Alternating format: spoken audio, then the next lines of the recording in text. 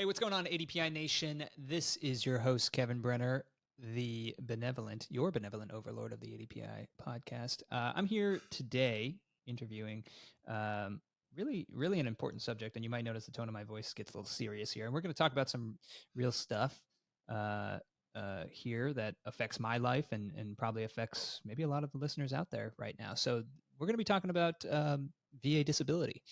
And we brought on Brian Reese here from an organization that really helps veterans navigate like when you're transitioning out of the service, navigate this spider web of just whether you're separating or you're retiring, it's a nightmare. And I'm transitioned. Like I have transitioned, and you go to TAPS and you do all the things and you fill out the forms and you do everything, and you go to your appointments and you do everything, and it still just doesn't make truly any sense.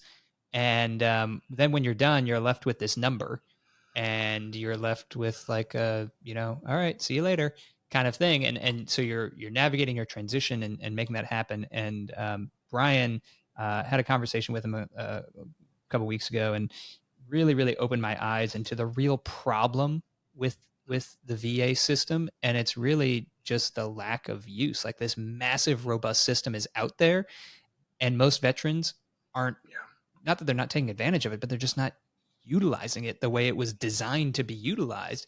And it's not because they're not in need and they're not disabled, they're not broken. It's because it's so damn confusing. And so Brian's going to be here, and he's going to be sharing some myths about the VA system and how we can overcome them. If you're looking at a transition now in the next 12 months, 24 months, even 36 months, whether it's retirement or you're separating or your contract's up or whatever the case may be, you're leaving active duty, you need to listen to this because it is that important. So Brian, welcome to the show, man. Thanks, Kevin. Hey, y'all. Appreciate y'all having me on. And yeah, let's just jump right into it and just share some numbers.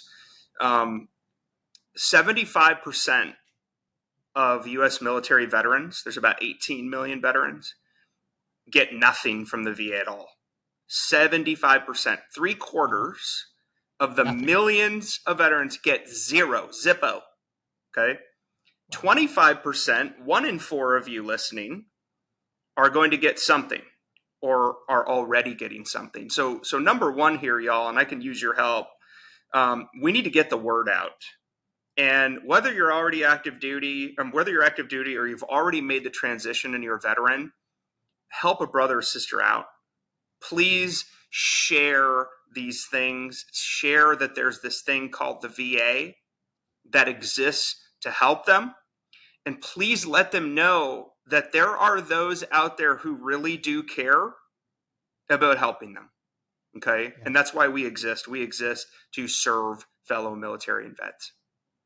Yeah. And let's talk about the VA for a minute here, because there's so much when you're transitioning and you're, like I said, whether you're retiring, separating, we'll just call it transitioning. When you're transitioning there, people talk about the VA and they're like, oh, the VA home loan. And I was like, well, that's a whole nother thing, but yeah, that's a benefit. Like there's a ton of veteran benefits, federal veteran benefits in the United States, which makes it extremely unique and awesome. But there's almost so many that they're hard to navigate. And we're talking about the VA healthcare system, right? And VA disability is kind of part of that, right? But the VA healthcare system alone, recently an article, a media report came out, and the VA, believe it or not, was voted by as a hospital service, was voted significantly higher than other private hospital services out there right now. And I've used the VA hospital, and I've used urgent care in Washington, D.C. Recently, I had strep throat. Never had that before. God forbid you don't ever get that, because that knocked me on my ass for a while. I guess I never had it as a kid. Like everyone gets it as a kid. And I called my mom and she's like, yeah, you never had that. I don't know what those other parents were talking about. But fun fact, get it as an adult, it's like terrible. It was awful. It was like 2 weeks.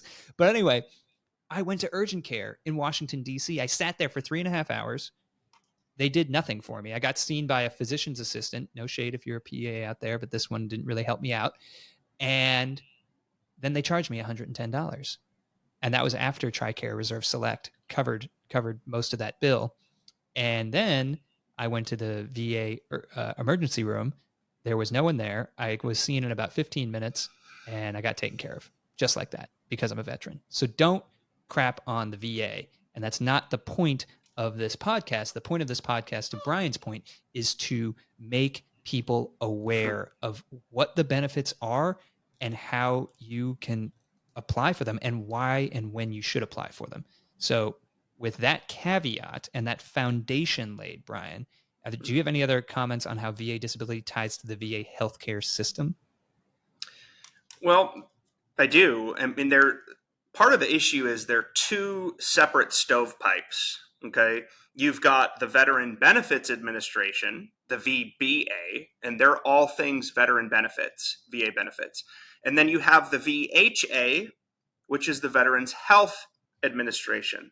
They're all things care, feeding, treatment of veterans. And what you're going to find very quickly is those two don't like each other, nor do they talk to each other. Okay?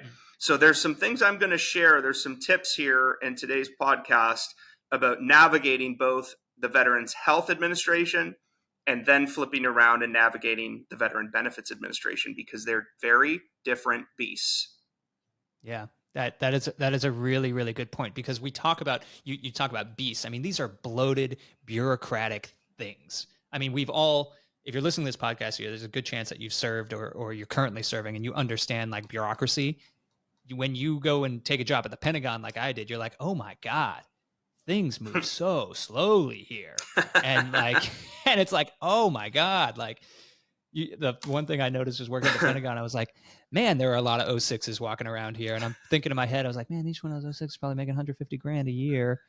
What are they doing?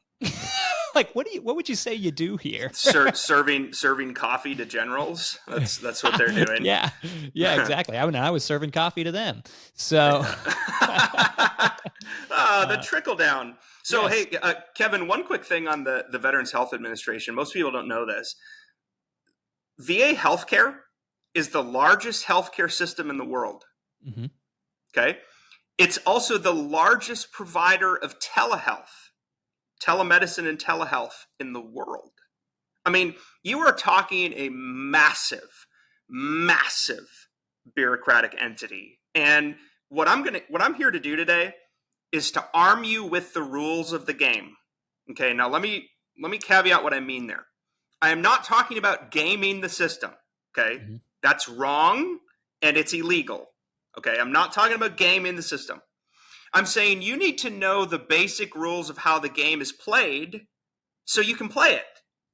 Okay? Because if you don't know the rules of the game, you are going to get denied. You're going to end in this endless appeals process that can take years. You're going to be stuck. You're going to be frustrated. You're going to be banging your head against the wall. And you're going to wonder, what the heck is going on? Why doesn't anybody care about me? Okay? I'm going to help make sure that doesn't happen. Yeah. And let's start this conversation with my story, because kind of the way the podcast works for a lot of listeners who, I don't know, don't run their own podcast, we get, and shout out to RJ, who I know is listening to this, our producer, she gets countless emails a day of people, hey, can I come on your show? I think I could be a great fit. And I'm going to talk about, I don't know, something stock investing. And we're like, well, we're not a stock investing show, so sorry. Brian emailed us, or someone from Brian's organization emailed us and say, hey, we think it would be a great conversation talking about veteran disability and benefits. Obviously, it's a huge fit. So we had him on the show, but we have these pre-interview calls. And, I just shared kind of my personal, and guys, this is personal, but I'm going to share it with you because you're my ADPI Nation family, my kind of disability, the process. And I ran into so much friction, and all I wanted to do was just transition and be a real estate investor and do what I'm doing. But I ran into a lot of things. I got hurt overseas, and it was service connected, and I didn't know what to do. And, you go to these appointments and the doctors are like, you're sitting in a doctor's office and they ask you these questions, and you don't know if you're what you should say or what you shouldn't say, and like I wasn't trying to game the system, but I just didn't know what I didn't know. And as I've transitioned, you know, personally speaking, it's the transition process hit me very, very hard. I don't know if it's the same or harder than most or the same, but transitioning directly into entrepreneurship, it's difficult because you leave that steady mission, that purpose. And I started to have some depression, and I still battle with depression. Just you know, whether I'm comparing myself to other entrepreneurs out there, and we all know comparison is the thief of joy, but I do it anyway, or I'm just, you know, I'm just going through some stuff, or I'm just thinking about my time in the service or whatever, and you never know really if the mental health battles you know that I have and that others may be suffering from if they are service connected. But what I learned after talking to Brian is that I I didn't I wasn't, I guess, completely honest during my mental health exam because I didn't want to appear weak. And I didn't ultimately, it wasn't that I didn't want to appear weak, but I felt like I didn't have any major physical ramifications from my service. So why steal why steal that disability from someone who's really, you know, needs it the most? And Brian, I'm curious if the sentiment that you know I'm talking about now is resonating with a lot of people who you talk to, because for me, yeah, I felt bad, and you know, I didn't know that. I guess when you're going through the process, you're just a number, and you don't realize that the system is set up to help everyone, and it's you're not taking from off of someone else's plate, even though that may be how you think or maybe how you feel. So I'm just curious your thoughts on this from talking to thousands of other veterans. Thank you for sharing that. And I'm sure, Kevin, that a lot of people listening either are having those feelings right now or have had that feeling at some point in the past. And I think that part of it boils down to, in the military culture, number one, we tend to compare ourselves to other people, right? What their rank is, whether they deployed or not, what their job duty or function was, you know, et cetera, et cetera. It's so dangerous. Please don't do that. I mean, I've talked to some of the highest performers in the world. All right. I talked to the guy who led the raid on Osama bin Laden. He was in charge of that mission. He's done some work with us. And he's like the most humble, down to earth guy you'll ever know. And he even struggled with this, comparing what he did or didn't do to somebody else's service. This is the guy that planned and executed the bin Laden raid. Okay. So I guess I'm sharing this to all of you listening. It doesn't matter what your job was. It doesn't matter what your branch of service was. It doesn't matter whether you're deployed or not. The fact of the matter is, you raised your right hand, you took an oath, and you stepped up to defend freedom, and a lot of other people didn't do that. Okay?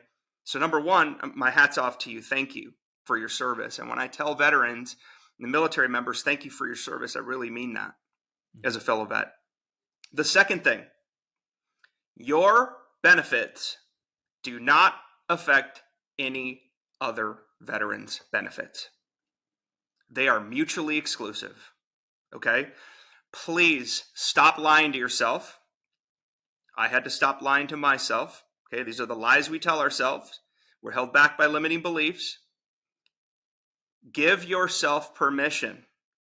I'm giving you permission right now to get every penny in benefits that you've earned for serving our country. And remember this, okay? Do you know, I want to take a quick hiatus back to where this all originated, just so people can understand, okay, why I'm out there preaching this stuff and giving people permission, okay? Do you know that before we even had what we now call active duty service branches, I'm going back to 1770s, okay? Mm-hmm. I'm going to go back even further. I'm going to go back to the 1600s when we first got here. There was already people talking about helping those who stood up to fight, okay? If you stood up to fight, there was this idea woven into the fabric that that was special, and we will take care of you and your family if something happens to you. Okay? So it originated with pensions, VA pension benefits. Now, what happened, of course, with the Civil War is horrible, horrible things, right? And at that time, during the Civil War, we were mostly, I mean, look at what the economy was. It was cotton. You had people out there who were leading their families, young men. They had farms, they had cattle. That's how they made their living. Well, all of a sudden, it was time to fight in the Civil War, okay? And they went off to fight. And Abraham Lincoln realized immediately what the problem was going to be. You had young men and women, by the way, but mostly young men who were getting arms and legs blown off. And all of a sudden, they can't provide for their family in the way that they provided for them before. Okay? So during that time, during Abraham Lincoln's day, he realized this problem, and he's quoted as saying, "We will care for those whom bore in the battle, and their widow, and their children." And that's what led to, during the Civil War, this intense focus on taking care of those who served. Okay? Now, fast forward into the 1900s, finally, the Department of Veterans Affairs was created. It eventually became a cabinet level agency, meaning that person in charge had a seat at the table with the President of the United States. The reason that's important, y'all, is that's how important this country thinks the VA is to taking care of veterans. Mm-hmm. That the leader of the VA has a seat at the table and a direct line to the president. Okay? So I'm telling you right here, right now, even if you don't think you deserve it, your country thinks you do. Okay? Yeah. And I think you do. And I'm giving you permission to get every single penny you deserve for you and your family for serving our country. Yeah. If you're listening to this right now and the hair on the back of your neck is not standing up, then I don't know. You might be dead. You better check your pulse. Because Brian, I mean, it's a history lesson, but it's so important because it's not just money, right? It's greater than that, and I think the most important thing that you just said there was so many people don't raise their right hand. So I mean, there's 340 million people in this country. 1% serve. That's it. 1%. Now we're in our silos where everyone we know and we work with serve, or have served, or maybe our family has served, or whatever. So it's normal for us. But for most people, I mean, it's the same reason why everyone, you tell a civilian, "Oh, I'm in the Air Force." "Oh, you're a pilot then." It's like, well, no, the Air Force does other things too. It's just how it goes. But most people don't understand. Most people don't even understand that there's multiple branches of service. They're like, "Yeah, everyone's in the Army, right?" Like, no. No, there's different. But the idea that I'm trying to implore here is that the system is set up to take care of us. So with that in mind, Brian, like, if someone's listening to this right now and they're looking at a transition, like I said, retirement or separation, whatever the case may be, what should they be thinking about? What should they be preparing? Yeah. Number one tip for anyone who's currently active duty, anybody transitioning, anybody Guard or Reserve, anybody who's not a veteran yet, get your butt to the doctor. Okay?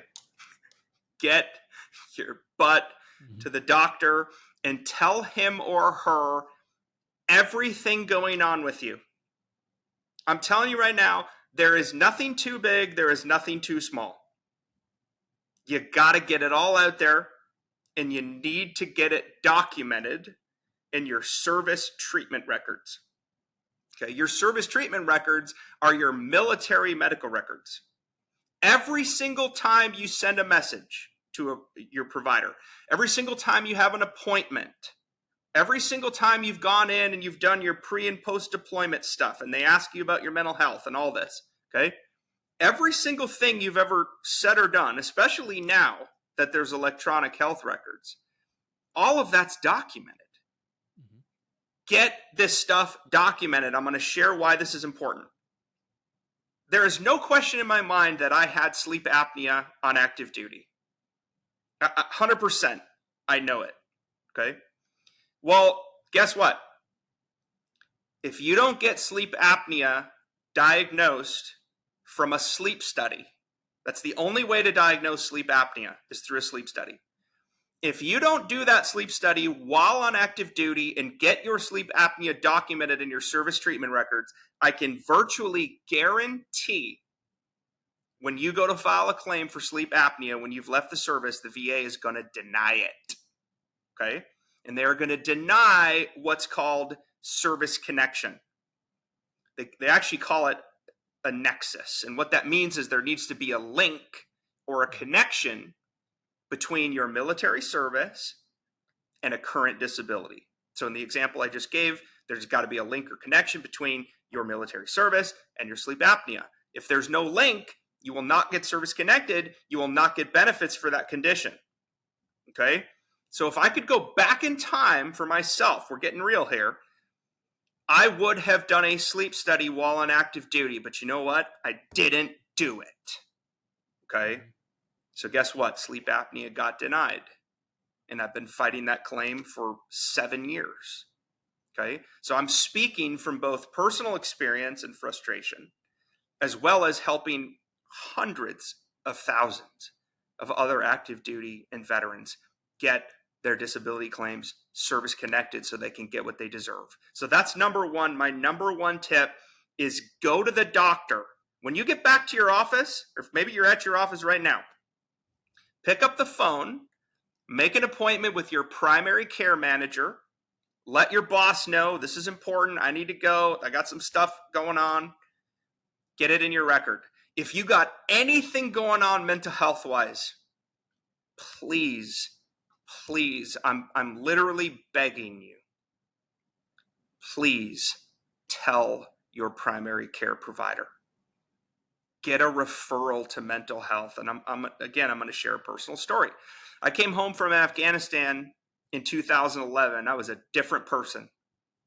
I became an angry, drunk, drug addict. I did anything I could to hide from the pain. I didn't think anybody could possibly understand what I was going through. So I did what a lot of people do. I hid from the pain. I numbed the pain. And it just led to more and more self-destruction. And to be completely frank with you, I'm lucky to be here right now talking to you. I should be dead. And I came home. I struggled. I didn't have an outlet. I didn't know what to do. And mind you, I'm still active duty at this point. Not only was I still active duty at this point, but I worked in a SCIF and I had a top secret security clearance. Okay. I was deathly afraid of talking about this with anybody.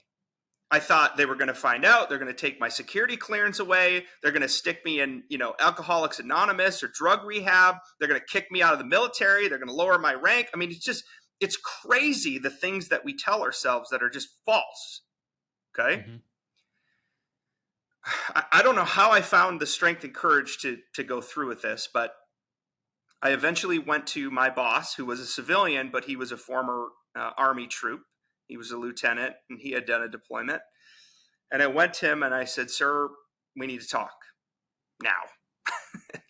And so we spent about 15 minutes, and I just said, "I just want to let you know that I'm really struggling with mental health, with addiction. I need to go see somebody. I'm not sure if they're going to put me on medications or not. I understand if you're going to take my security clearance, so you want me off the program. I get it, but something's going to break, and I need to deal with this." And he looks at me and he's like, "Brian, it's okay, man." He's like, "I got mental health issues." Yeah. Okay, so all of a sudden he shared this. So then, mind you, I have a security clearance. I work in a SCIF. of course, I have to report this to my security manager, my security Of course. official. Yeah. So I go to the back, and by the way, he's a Marine Corps vet, super good dude, thick Boston accent. And I go in and I said, I need to update my SF-86. And he said, okay, what do we need to do? And at this time, I had seen a psychiatrist and I was taking medications. And I said, I got some mental health issues going on. I have a diagnosis of post-traumatic stress disorder. I'm taking medications. I'm in therapy. What do I need to do? And he's like, that's no big deal. He's like, me too. He's like, I have a 30% rating for PTSD from the VA. And he's in treatment taking medications. He's in charge of the program. He's the security official in charge of the program. I'm telling you, like, the sense of relief of just feeling like I wasn't alone. I wasn't crazy. I'm not the only person dealing with this. And all I had to do was update my SF-86. Nothing happened. I remained on the program. I kept going to treatments. I kept taking medications. They didn't lower my rank. Nobody kicked me out. Nothing happened. Okay? So I'm sharing this, y'all, to just let you know, and I think the military culture is starting to shift. We got to talk about this stuff. And it's okay not to be okay. And it's okay to have mental health issues. What's not okay is if you don't do anything about it. If you don't go and get the help that you need. And yeah, I mean, it's rampant, man. Those feelings are just rampant. You don't know what's going to happen, but just having that one-time courage to open up and have that moment of vulnerability, and then you realize that either that vulnerability is validated, like it was in Brian in your story, but with your boss and your security manager, and you're like, yeah, we're all dealing with stuff, and that's totally cool. And but no, because no one talks about it, because it's almost taboo to talk about. You think that there's going to be these negative repercussions, and for me, it's I had some deployment stuff, and it's agoraphobia. Like that's my disability. That's one of my disability things is I get wigged out, man, in like crowds, parades, fireworks, anything. Like, no way, you cannot catch me anywhere near it. Like, I'm the dude who leaves the baseball games or whatever like 20 minutes early so I don't have to be near those fireworks, because 4th of July, like, not for me. I'll be out camping somewhere this year. I'll be out in Boise, I think, camping, because it's like I don't even want to. I can see them from a distance, but I don't want to hear them, and it just wigs me out. And yeah, but like, I had to go see someone for that, and I didn't even know it was a thing. But bottom line, it's more common than you think. And yeah, so we talked about, Brian, getting some stories, some relatable stories that I think our listeners will be able to take away from it. And we talked about the number one tip of just going and getting this stuff documented, and just going through and taking a personal, like, how do I feel right now, and just going in and talking about it. And you never know what's going to happen. You might get some referrals, follow-ups, whatever. Oh, big deal. You got to go to more doctor's appointments. It doesn't matter. Just do it, and do it while you're active duty. Because, correct me if I'm wrong, Brian, it's easier to get stuff in your record, obviously, while you're active duty. But like, once you separate, you have to then get that nexus. You have to get that link. Because you can hurt your shoulder or something after you separate, and it has nothing to do with service connected. They're going to deny you if you bring a claim in on a bum shoulder because, I don't know, you did something to it after you got out, or I don't know. But like, it's got to be a lot harder after you separate to prove these linkages. No, it does. It gets infinitely harder to prove your nexus, okay, or VA service connection, the longer you're out of the military.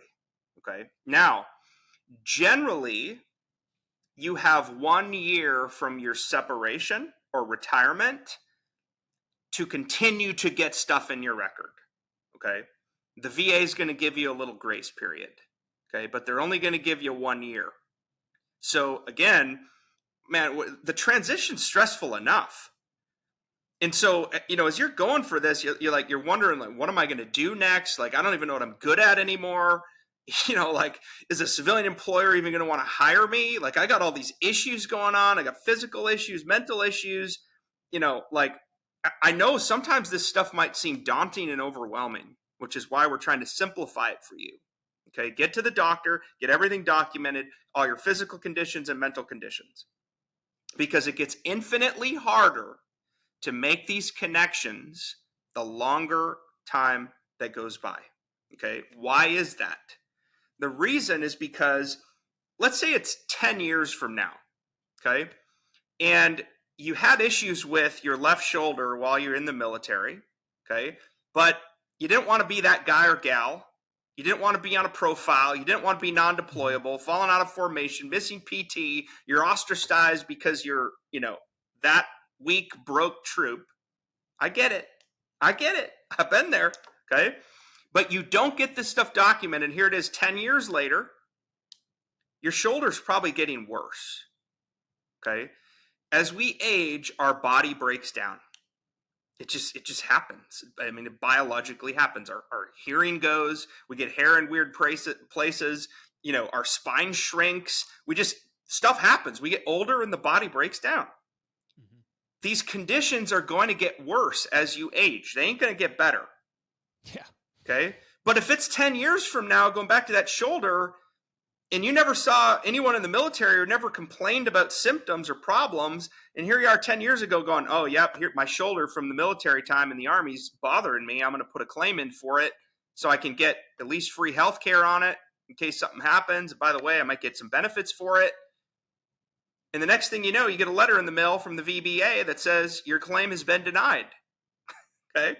And I can tell you exactly what the denial letter is going to say, because the VA employees copy and paste it from the law. Mm-hmm. There's no evidence of any disability or symptoms of a left shoulder problem. Okay? The VA is not trying to deny claims. They're not trying to keep benefits from you. Many of them are very good people. Okay? In fact, many VA employees are former military. Separated and retired military. Many of them are fighting for their own claims, which is ironic, okay? But they're going to deny you because they have to deny you. They legally have to deny you because they're just following rules. It's like a checklist. They're following the checklist and they're going, does Kevin have a left shoulder injury? Well, I don't know. Let's go see his active duty records. Okay, I'm in his active duty records. I'm scrolling through it. I don't see a diagnosis of any left shoulder problems. He has all these appointments. He doesn't have any symptoms of a left shoulder problem. Like, what do you want me to do? Mm-hmm. Right? They have to deny you. So the tip I'm sharing is to make sure that doesn't happen to you. And if it does, for some odd reason, get denied, you at least have recourse because you have medical evidence to fall back on. Okay, and that's another tip I'm going to share right here, right now. Whether you're active duty, Guard, Reserve, or already a veteran, VA disability claims are won and lost based upon medical evidence. Okay, you either have enough medical evidence or you don't. How much medical evidence do I need, Brian?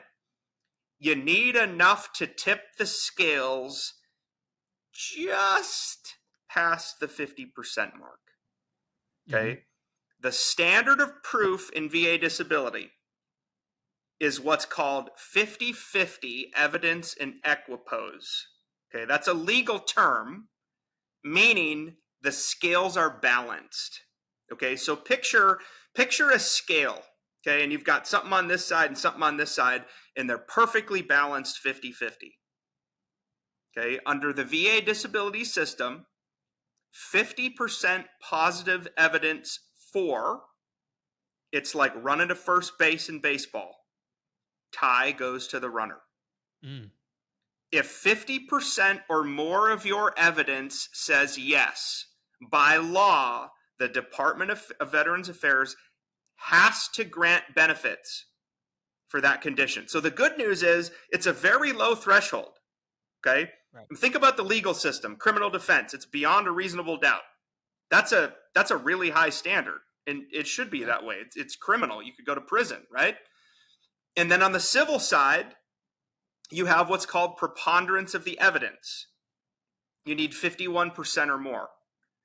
In VA disability, it's an even lower threshold than that. It's 50-50. Okay? Wow. How do you tip the scale in your favor? Medical evidence. The way you get medical evidence is by going to the doctor and telling them. The last thing I'll share in this tip. As I'm talking right now, I'm going to teach you the exercise that I teach all of my coaches who are helping veterans every day, all day. Okay? And we call it a head to toe inventory. Okay? We've all heard the song, head, shoulders, knees and toes, Yep. knees and toes, right? Literally, you do that. I'm going to keep it super simple. And what you can do is you can take out a notebook, take out a pen, and literally take inventory from head to toe. And ask yourself, what do you got going on? Okay, I'm just going to do this with you right now. Got anything going on in your head? Headaches, nausea, okay, vertigo. Is there anything going on in your ears? Hearing loss. Is there ringing in your ears? Tinnitus. Let's move down. Is there any pain throughout your face, your jaw, your teeth? Anything going on in your neck? Okay, let's move down. Anything going on in your shoulders? Chest area, moving into the mid and lower back, okay, moving into the heart, lung, digestive system, sleep apnea, GERD, gastroesophageal reflux disease, IBS, irritable bowel syndrome, okay, keep going on, erectile dysfunction, female sexual arousal disorder, hip problems, leg issues, pain, knee problems, joint issues, okay, you move down into the feet, any foot pain, any flat feet, plantar fasciitis, which is severe heel pain. Okay? That's it. That's all you do. You literally just take inventory of your body from head to toe, jot all this stuff down, get your butt to the doctor, get it documented, and then you file a claim for it right on va.gov. It's like TurboTax for VA claims. I commend the VA. They've done a really, really good job with the va.gov. Yeah, it is relatively easy to navigate. And honestly, when I was filing my initial claim leaving the service, I was like, wow, this website like totally doesn't suck, because all the other websites I was used to using in the military were just terrible. I was like, oh man, this works on Google Chrome. What do you know? Like, but dude, that is, oh my God, that's so powerful. And I wish I have been given the advice that you just gave to thousands of listeners on right now, just this head to toe inventory. Because, just another personal anecdote, like, my wife said, like, she's like, dude, your hearing sucks. And I'm the guy that goes to the hearing test, and God, I'm like so competitive. Like, I want to really I really want to get it, like I really want to, they have like the tone and you tap, and I'm like really, really focused, and I want to win. Like, it's a game to me. Like, I want to win. Yeah. And I'm just and I haven't done, obviously you do that when you transition. That's part of one of your medical appointments. And, I did the best that I could and everything, but, my wife just keeps saying, she's like, man, your hearing's just getting bad. And I was like, you're not like, and she says it's selective hearing. I don't think it is, but like this whole point is that, I was around a lot of gunfire and things like that. And, on the range and all of that. And I don't know, you never know. So maybe that's something that I go and get checked out. I don't know. But if you don't do it, after talking to Brian here, what I'm realizing, if you don't do it, you definitely won't get help. And the help is there. The entire system is designed to help you. It's not mutually exclusive. It is not a zero-sum game. The disability that you get is not taking away from a pot of disability money that should go to someone else. It doesn't work like that. And remember, only 25% of the veterans out there are getting any of it. So ultimately what happens is there is a massive surplus of money that just gets reallocated. It's the government. Just money gets allocated to other programs. That's just how it goes. And, and more claims that come in, maybe more money gets allocated. But if 25%, if you allocate $1 billion and only 25% of the people who are eligible are taking advantage of that or are getting disability, from that $1 billion, and this is a rudimentary example, then obviously that money is going to get rerouted somewhere else, but it's not getting taken away. It's not, it's just going, it's the government. I mean, the government operates on trillions of dollars. So it's, Mm.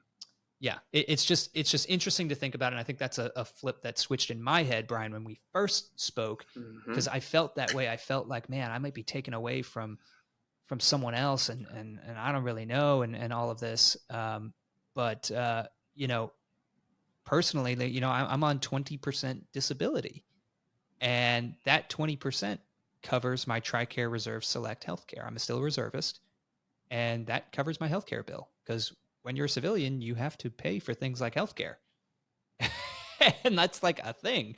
And Yeah. you know, I still serve, so I'm able to cover down on that. But that is a huge help to know that myself and my, as long as I stay a reservist, my, you know, my family's protected.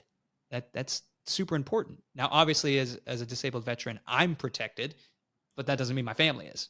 So, anyway, we're running down to, you know, the last 5 to 10 minutes or so. So I want to get into. I was going to take you the bonus round, but honestly, this conversation's too important, and I don't even think we covered the stuff that we should have been covering because we're just going on. But tell me a little bit about, you know, what you guys do at VA Claims Insider, and like what are you guys doing, and how can you help someone who is transitioning? Yeah. We help veterans fight the VA in a fair fight because it's not a fair fight. There are endless rules, addendums, legal medical jargon. It's unfair. It's an unfair, broken bureaucratic system. So, what we do is we help you fight a fair fight, and we make the VA claim process easy. Okay. The VA makes it hard and complex. We make it simple and easy. Okay. We've broken it down into about 8 steps that take 30 calendar days from the moment you would work with us to the moment you get your claim in, and then we help you fight all the way through regardless of what happens. So this was all born out of my own personal frustration. Okay. I ain't the brightest bulb on the porch, but I'm not stupid either. And yet it took me hundreds hundreds of hours of independent research, analysis. I was writing ebooks. I was making flashcards. I mean, I'm the nerd that like researches the law and the why behind the law. And I wanted to understand this. And in the process of that, we took the complexity and we said, screw this. We're going to make this simple and easy to understand so that everybody knows what to do and how to do it. And that's what became what's called the VA Claims Insider Elite Program. Okay, the Elite Program is a coaching program. You get paired with a member of our team, so you're never alone, and that person is going to serve as your leader, your guide through every step of this process from soup to nuts. Okay, so And you're they're walking you never alone. through, like they're literally like, okay, this is what you need to do next, this is what, because that's when you're transitioning, at least when I was transitioning, and I'm sure people listening, if they've gone through a transition or they're about to, honestly, like VA disability was one of the last things on my mind. I was like, oh yeah, there's that benefit out there that's a thing, and they send you. I remember they used to send me these email blasts. It was like this rudimentary email that would go out, and it's like, our records indicate that you're transitioning in 60 days, and it's like just this massively long scroll for every email of all the benefits that you get, not just disability, but like everything out there, as if I'm going to spend 10 hours clicking on each one and doing independent research on each one. There's just so much. It's Yeah, crazy. But yeah, man. having someone to literally walk you through the process, I mean, you know, it's a game changer. It is, and I'm so blessed to do this work. And truly, and it takes. I mean, it takes a team. It takes an army, and like the people who work with us, many of them are former veterans. And the thing that I love the most, Kevin, a lot of our coaches are former clients. Mm. So they joined, right? And sometimes, everybody's a little bit skeptical, especially military and veterans. They're sort of skeptical of like, is this a scam? I don't know if this is going to Sure. work. Is this going to cost me a lot of money? Like, what's this guy all about? I don't know if he's legit. I get it. Right? I totally understand it. It's natural to feel that way. Something though eventually tips the scale for them, and they decide, you know what? I'm just going to go for it. It's no risk to me. It's no money up front. They only win if I win. I'm going to give it a shot. Okay. So they do. And then what happens in that process is their entire life is changed. And what I mean by that is when you finally get the VA disability benefits you deserve, not only does that qualify you for tax-free monetary benefit, but that disability then is typically a springboard for a whole host of other benefits. Okay, which we briefly talked about some of them. VA home loan benefits, VA healthcare. If you have a 50% rating or higher, your VA healthcare is free with no copays. Okay, if you have 100% VA disability rating and you're deemed permanent and total, guess what? Your dependents, your spouse, your children qualify for free civilian healthcare for life. Wow. Okay. In many states, depending on your disability rating, you may pay $0 in property tax on your primary residence. In the state of Texas and Florida, and by the way, many states have benefits for veterans, I believe but Georgia as well. Yeah. Georgia, there's 18 states. 18 of the states offer complete property tax exemptions for disabled veterans. I mean, we're talking about benefits that could be worth hundreds of thousands of dollars, maybe millions of dollars in benefits over the course of your life. Yeah. And so the disability, though, is typically the springboard that then qualifies you for all these other amazing benefits. But again, nobody tells you that. Nobody tells you that, like, hey, you should prioritize this one because if you get all the VA disability benefits and compensation you deserve, now you're also eligible for 17 other benefits you didn't know about. Mm-hmm. They don't tell you that. Okay, again, which is why we exist. Wow. Yeah, man, Brian, this has been awesome, and I want to summarize just some major points for people taking away if they're taking notes or they're listening at the gym and they're like, man, I want to go back, but I didn't hear that part. Number one, the best thing you can do is go to the doctor. Go to the doctor. Get it in your record. You're absolutely right. Everything is with electronic records. Everything is shared, and they even, I think in the last 2 years, there's like a whole. The biggest problem I had, of course, being in the Air Force, but working with the Army, is I'd go see the Army docs and they wouldn't know how to get into my Air Force records. They're like, "Oh, you got to drive 3.5 hours to go see the doctor," and I was like, "Yeah, I'm not doing that." Yep. When there's a doctor literally right on post. But I think there's now a system that goes across all the services that shares that data, which is great. And it probably took the Pentagon 25 years to make, but it's made. So use that, right? Go and see the doctor, get things annotated in your records. And then another thing you said that I thought was super interesting was this head, shoulders, knees, and toes, like this whole thing. Just go down and just take notes personally. Just how am I doing? And just sit there and contemplate and take notes. And again, you're not trying to game the system. That is not what you're doing. You're just annotating and writing down how you feel. And use these as talking points when you do go to the doctor. Hey, these are talking points. This is how I'm feeling. And that will spark, the doctor will ask you questions then, and maybe you'll learn about things that you didn't even know were wrong with you, because they're doctors and they have different perspectives, insights, and education and everything like that. And then finally, the last thing, like, God, you said it in the beginning of this, but it's so powerful. Give yourself the permission. Give yourself the permission to go and apply for the benefits that you deserve. I think you said it when we were pre-show talking, or during our conversation earlier. It's like, just the mere fact of going to basic training, that shit's stressful. And that might trigger something that you never knew was wrong with it. Normal people do not do that. Like, they don't do it. And Yeah. if you're comparing yourself to what other people did, and you're constantly thinking it's a zero-sum game and that you're taking away from someone else, the only loser in this is you. So don't be a loser.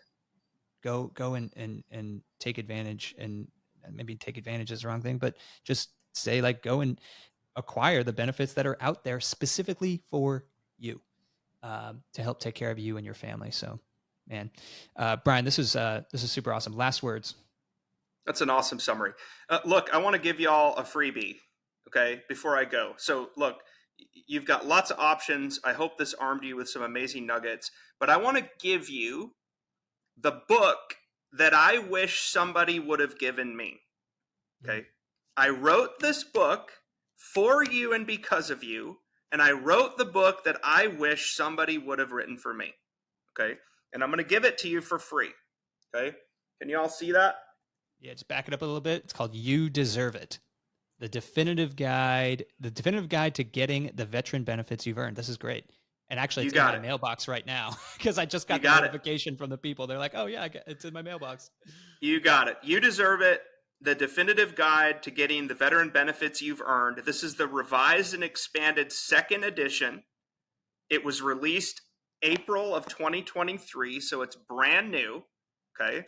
And I'm going to give it to you free right now. You can download the ebook PDF version by going to youdeserveitfree.com. Okay? Again, it's my free gift to you. youdeserveitfree.com. Okay, now my hope and prayer is that you're not just going to download it and do nothing. Okay?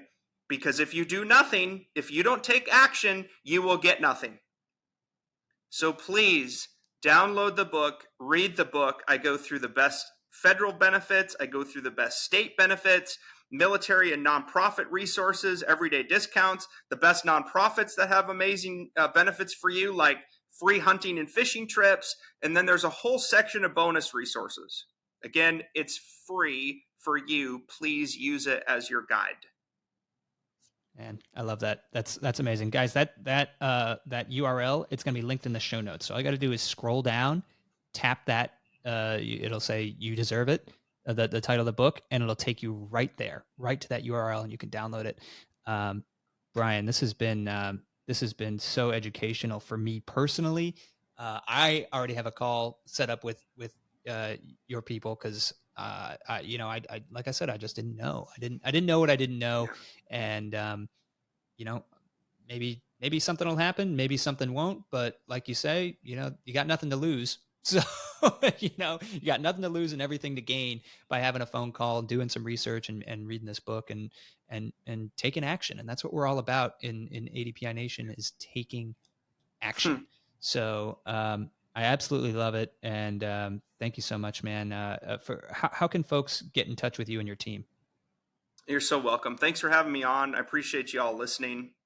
Thank you for your service and sacrifice to our country. And I really, really do mean that. I appreciate it. If you want to get in touch, you can go to vaclaimsinsider.com. There's a contact page. You can book a free call. If you want to just shoot me a note, you can find me, Brian Reese, on LinkedIn. Shoot me a note. I try to respond to everybody. So thanks so much. Perfect. Thanks so much, Brian. And I think you'll get a lot of calls and questions, and I think you've made a tremendous impact today. So I appreciate you. You're welcome, man. I appreciate you.